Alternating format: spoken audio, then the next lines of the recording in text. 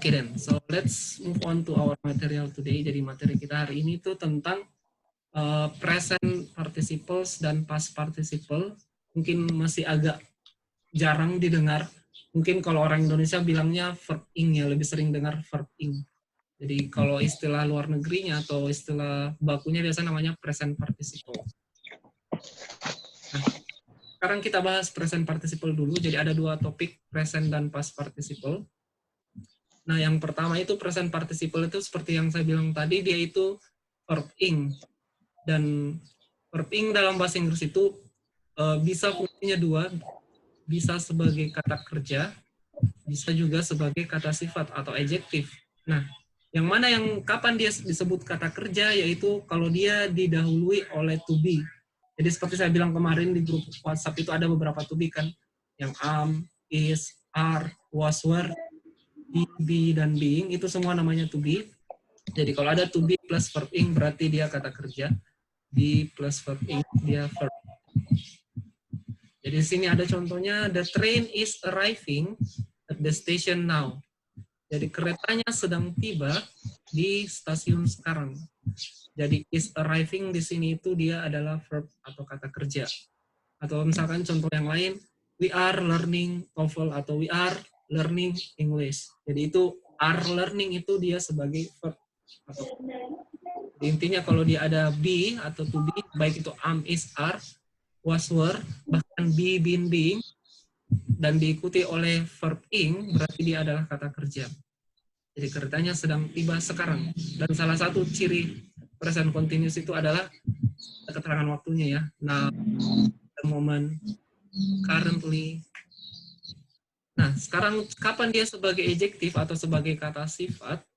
Misalkan di sini ada kalimat yang mirip, tapi beda fungsinya arriving-nya. The train arriving at the station now is an hour late.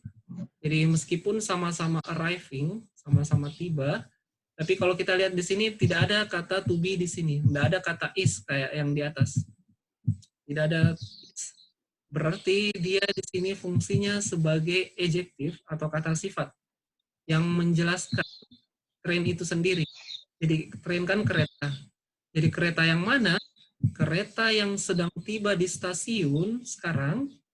Nah, jadi sampai ini adjektifnya, kata sifatnya atau adjective clause-nya. Nanti kita bahas lebih lanjut tentang adjective clause di pertemuan keempat atau kelima. Kelima, keempat itu non clause. Kenapa bisa ada namanya adjective clause? Jadi yang saya kotakan ini, arriving at the station itu namanya adjective clause, menjelaskan kereta yang mana, yaitu kereta yang sedang tiba. Karena kan bisa jadi banyak kereta kan di stasiun. Nah, sementara verb-nya train ini ada di belakang, yaitu is, terlambat 1 jam. Jadi kadang is Inggris nggak perlu diartikan ya. Misalkan di sini kan nggak mungkin kita bilang keretanya adalah terlambat 1 jam. It is raining, sedang hujan. Nggak perlu kita artikan is-nya. Jadi verb-nya is. Jadi itu yang membedakan kapan dia sebagai verb, kapan dia adjective. Jadi kalau dia ada to be, am, is, are, terus verb ing, dia adalah kata kerja. Tapi kalau tidak ada verb ing-nya, berarti dia adalah adjective, bukan kata kerja. Jangan sampai nanti teman-teman terkecoh. Kok di sini kalimatnya ada 2 kata kerjanya, arriving dan is. Padahal di sini sebenarnya arriving itu bukan kata kerja, dia adjective atau kata sifat. Anyway, ini gambarnya di stasiun di Melbourne ya. Jadi dulu saya sering ke sini. Saya kebetulan yang baru datang, saya dulu kuliah di Melbourne, Australia. Jadi namanya Southern Cross Station. Jadi kalau kita mau pergi ke state lain, misalkan ke Canberra atau ke Sydney, bisa pakai lewat stasiun ini, jadi interstate. Ada juga yang antar daerah, tapi biasanya kalau nggak salah warna biru keretanya. Kalau warna ungu kayak gini nih, namanya Trainville Line, dia untuk antar kalau ke Canberra atau ke Sydney, you can use that.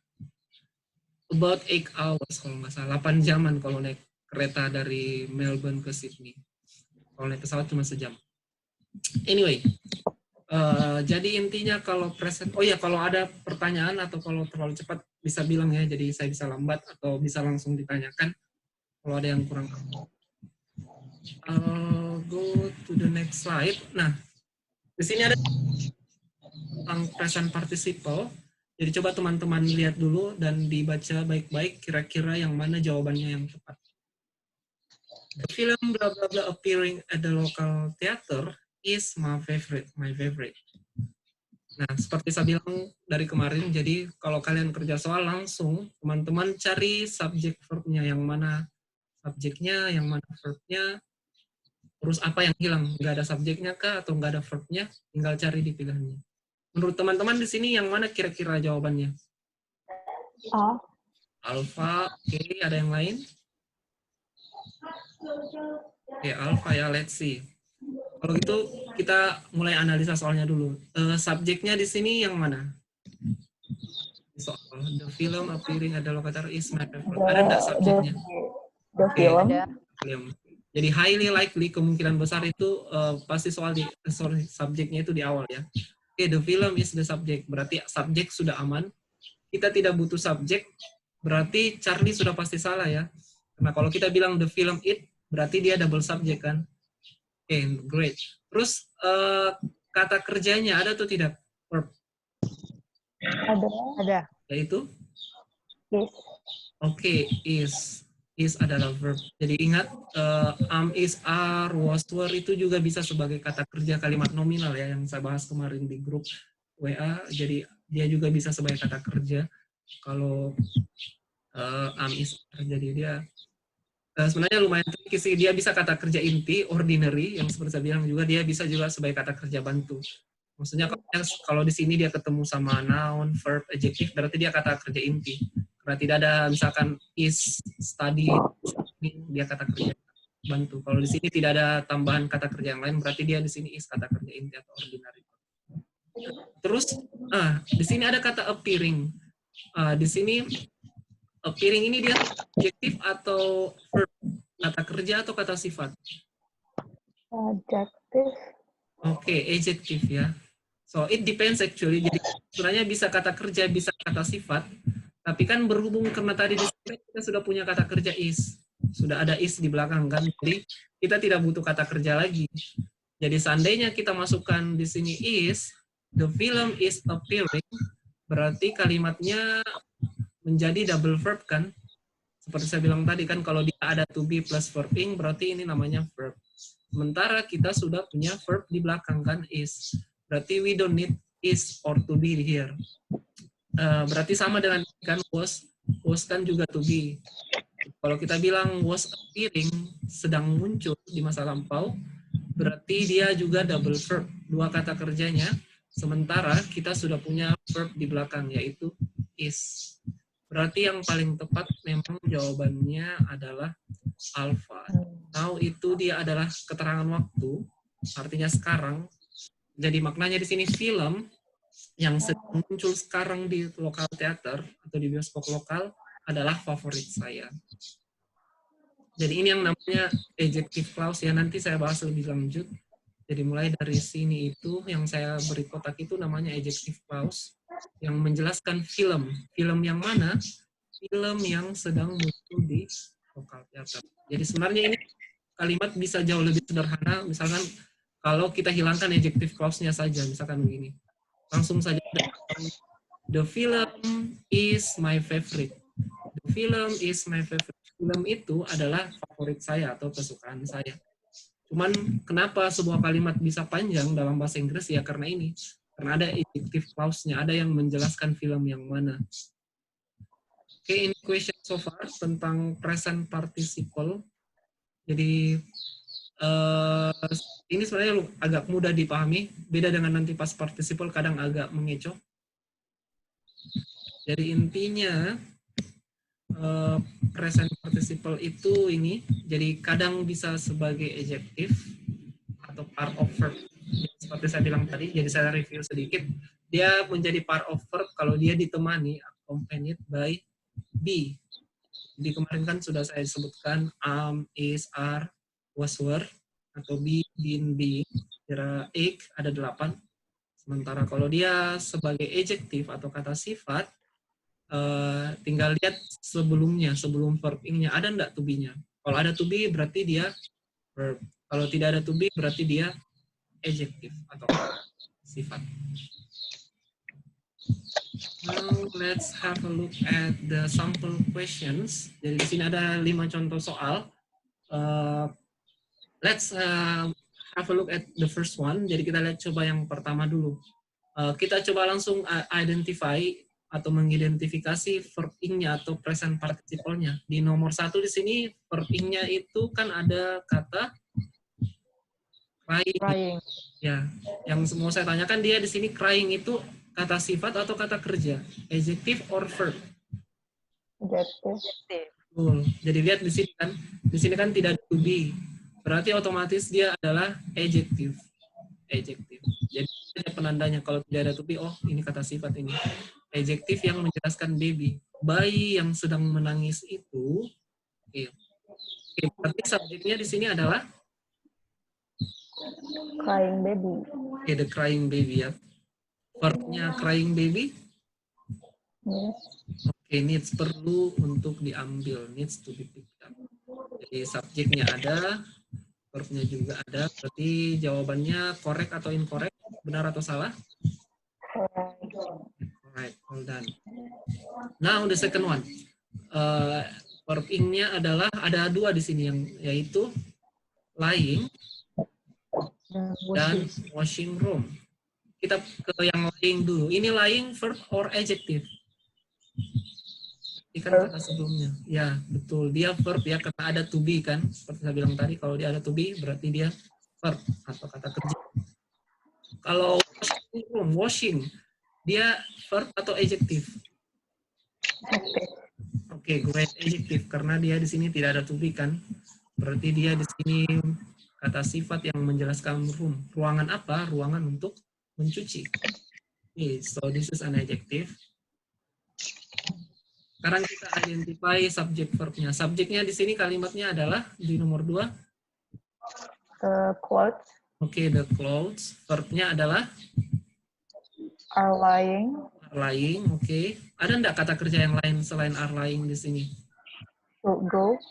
Oke, should go. Jadi should go juga itu kata kerja. Jadi pakaian-pakaian yang ada di lantai, maksudnya lying. Biasanya kan orang yang lying ya, yang lying, yang berbaring. Jadi maksudnya pakaiannya ada di lantai berserakan itu seharusnya ada atau pergi dibawa ke washing room tempat cuci. Nah, di sini kan ada 2 verb berarti ya, teman-teman. Berarti kalimat benar atau salah, correct atau incorrect? Incorrect. Ya, dia incorrect ya. Jadi kalau kita mau benarkan, misalkan berarti harusnya kalimatnya seperti apa? Berarti harus ada kata kerjanya yang dihilangkan kan? Atau mungkin di kata sifat? The clothes lying on the floor should go into the washing room. Great, thanks Ayu. Jadi harusnya langsung aja kita bilang the clothes lying on the floor. Jadi ini lying bukan lagi kata kerja, atau dia jadi adjective. Pakaian yang sedang ada di lantai, jadi lying on the floor, harus pergi ke mesin ruangan cuci.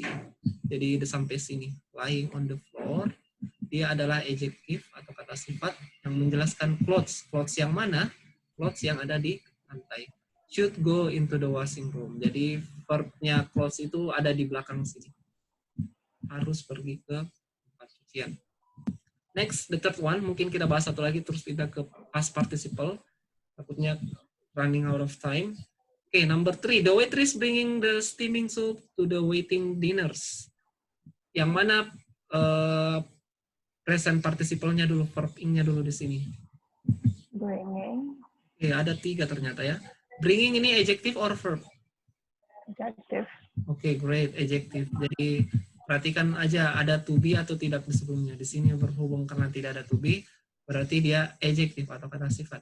Steaming yang dia adjective atau verb? Adjective. Oke, adjective juga ya karena tidak ada to be sebelumnya, sebelum kata steam di sini nggak ada to be, berarti sup yang mendidih. Terus waiting dinners, waiting dia adjective atau verbs? Adjective too. Again, it's an adjective. Jadi ada 3 adjective atau kata sifat. Jadi dinners ini dari kata orang yang mau makan malam ya, dine. Dine, ya, berarti pada R-nya berarti orangnya. Orang yang mau makan malam yang sedang menunggu. Berarti dia juga adjektif yang menjelaskan dinners. Steaming yang menjelaskan sup yang mendidih. Nah, sekarang kita ke subjek verb-nya. Kita cek apakah sudah lengkap atau tidak. Yang subjeknya nomor 3 di sini yang mana dong? Waiters. Oke, waitress ya. Jadi waiter itu pelayan laki-laki, waitress itu pelayan perempuan. Sama dengan steward, pramugara, stewardess, pramugari. Dirasam sih. That's what I can remember. Kata kerjanya di sini ada atau tidak? Nomor 3. Nope. Oke, tidak ada verb ya. Ternyata di sini bringing itu dia kata sifat. Steaming kata sifat. Waiting juga kata sifat. Berarti dia di sini kalimatnya correct atau incorrect? Incorrect. Oke, dia incorrect. Jadi kalau kita mau benarkan, kira-kira jadi apa? Maksudnya dari ketiga kata sifat ini yang mana yang harus diubah jadi kata kerja biar kalimatnya benar? Yang bringing. Betul. Jadi harusnya the waitress, apa to be-nya yang cocok di sini? Yes. Oke, is ya. Jadi ingat dia waitress ini tunggal ya, meskipun akhirannya s, tapi kan dia ini tunggal. Kecuali waitresses, berarti jamak. Is bringing, sedang membawa, jadi dia bukan lagi adjektif atau kata sifat, dia namanya jadi kata kerja, karena sudah ada is, sedang membawa sup yang mendidih, steaming soup, ke waiting dinners, orang yang mau makan malam yang sedang menunggu. Jadi dia incorrect. Jadi itu saja sih intinya kalau di present participle itu kalau ada to be-nya dia kata kerja atau verb, kalau tidak ada to be-nya dia adjective. So you can do it by yourself, the rest for until, sebenarnya ada 10, so you can practice by yourself. Saya mau jelaskan ke past participle karena lebih challenging sedikit, ada lebih banyak kapan dia sebagai kata kerja dibanding present participle. So if you have any question bisa ditanyakan langsung atau nanti di grup. I'll move on to the second material, which is about past participle. Oke, saya lupa open filenya. Wait a second. I'll open the file first. Okay, wait a second.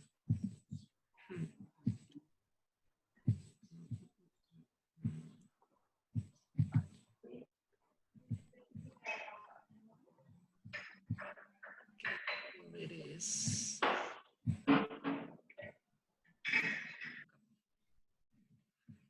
I'll share it now.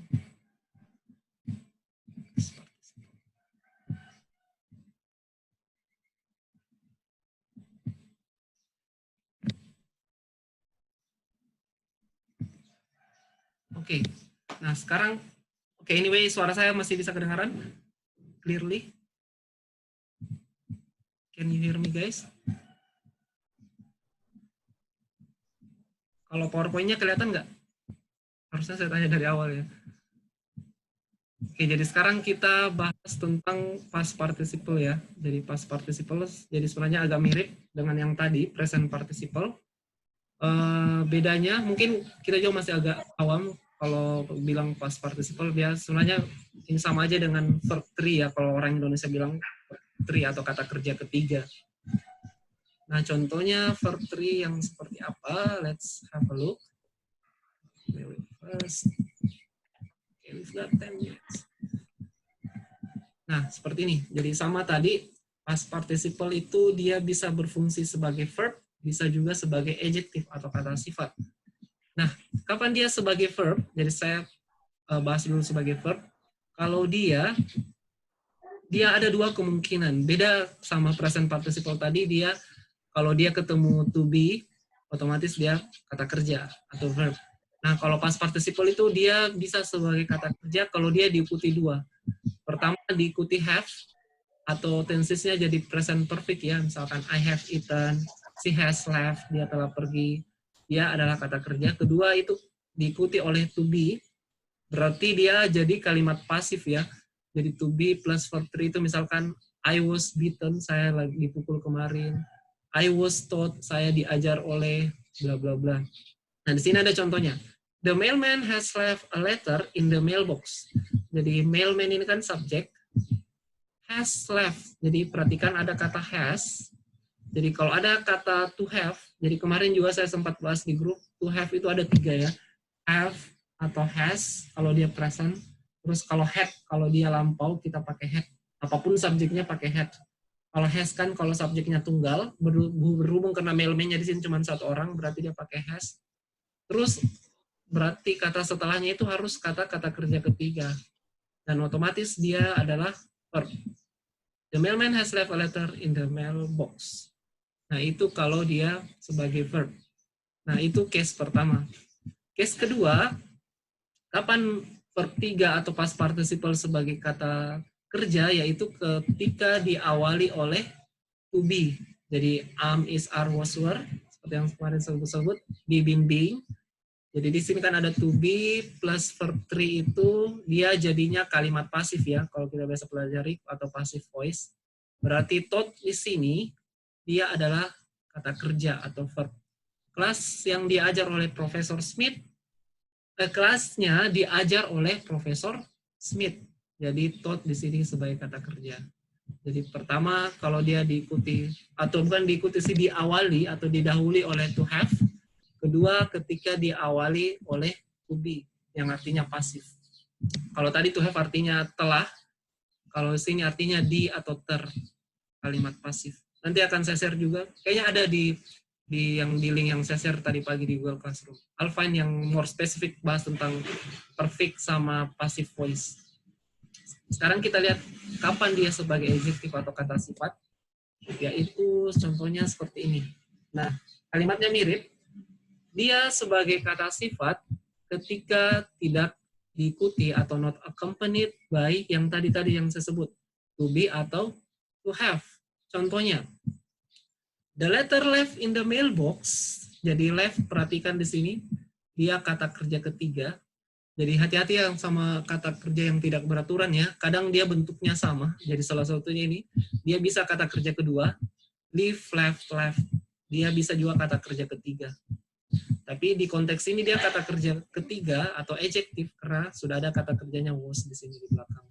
Jadi we don't need it as a verb. Lagian nggak mungkin juga surat yang meninggalkan kan, pasti surat yang ditinggalkan. Jadi di sini berhubung karena tidak ada to be atau to have sebelumnya, berarti left ini adalah adjective. Jadi the letter left in the box, surat yang ditinggalkan di kotak box itu adalah untuk saya. Jadi letternya ini subjek, verbnya adalah was, adalah untuk saya. Itu case pertama. Case kedua itu kalau sebagai adjective misalkan the classes taught by Professor Smith were very interesting. Nah, perhatikan di kata taught ini kan di sini dia kata kerja ketiga ya, verb 3. Jadi bisa sih jadi kata kerja kedua. Tapi again, nggak mungkin kelasnya yang mengajarkan, berarti pasti kelasnya yang diajar, jadi otomatis ini pasti verb 3 ya. Dan verb 3, tapi verb 3 itu yang berfungsi sebagai adjective. Kenapa? Karena as we can see here, there is no to be atau to have. Tidak ada kata to be atau to have yang mendahului. Jadi dia sebagai kata sifat. Jadi verbnya itu adalah were. Jadi di sini the class taught by Professor Smith. Jadi adjective clause-nya ini. Nanti kita bahas lagi lebih lanjut tentang adjective clause sampai sini. Kelas yang mana? Kelas yang diajar oleh Professor Smith sangat menarik. Jadi ini untuk menjelaskan kelasnya. Were very interesting. Oke, any question so far? Jadi intinya kalau past participle itu dia kata kerja. Oh ya, di next slide kayaknya reviewnya. Dia sebagai kata kerja kalau dia, ada contoh soal dulu. Kita ke dia sebagai kata kerja kalau dia ada to be atau ada to have. Dia sebagai kata sifat kalau tidak ada to be atau to have. Let's have a look at the question sample here. Kira-kira di sini yang mana jawabannya? The bread, roti, bla bla bla, baked this morning, smelled delicious. Kira-kira jawabannya A, B, C, atau D? A. Alpha, oke. Ada yang lain? E. Sorry? Oh, Oh, baby. Bravo. Baked Oke. morning. Great. Sekarang kita lihat yang mana subjeknya di sini. Bread. Oke, the bread. Verbnya yang mana? We've got subject here.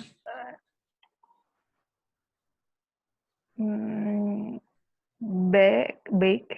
Oke, ini baked bisa jadi kata kerja, bisa jadi kata sifat ya. Kalau sebagai kata kerja atau verb itu artinya memanggang. Kalau dia sebagai kata kerja ketiga atau adjektif dipanggang kan. Tapi kita lihat di belakang apakah ada kata kerja yang lain atau tidak?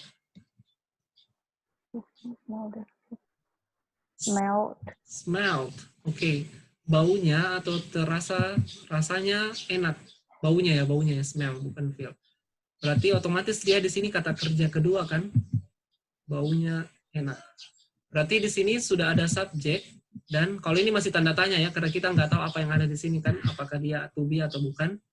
Tapi yang pasti itu sudah ada subjek, bread, dan verb. Artinya kita tidak butuh lagi subjek atau verb kan? Nah, jadi hati-hati. Kalau kita bilang the bread has baked, rotinya telah memanggang. Pertama secara grammar salah karena dia double verb. Kedua secara meaning atau makna dia juga salah ya. Karena dia tidak mungkin roti telah memanggang. Kan? Jadi otomatis has salah. Again, kalaupun kita bilang bravo, the bread was baked. Roti panggang bisa jadi secara makna benar dipanggang, tapi dia jadi kata kerja kalau kita masukkan was di sini. Sementara sudah ada kata kerja smell, baunya itu enak. Berarti dia jadi double verb kan? Oke. Berarti jawabannya Charlie atau Delta?